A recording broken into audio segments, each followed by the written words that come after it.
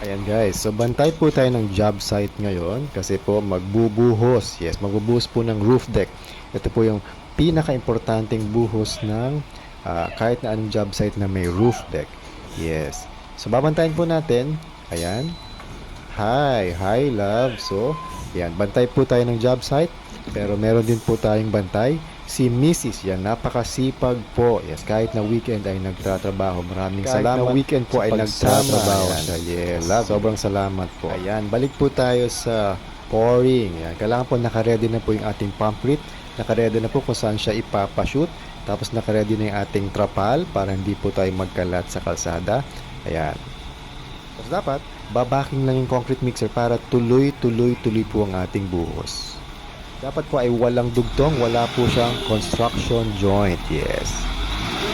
Ayan, magbuhos na po tayo maya-maya.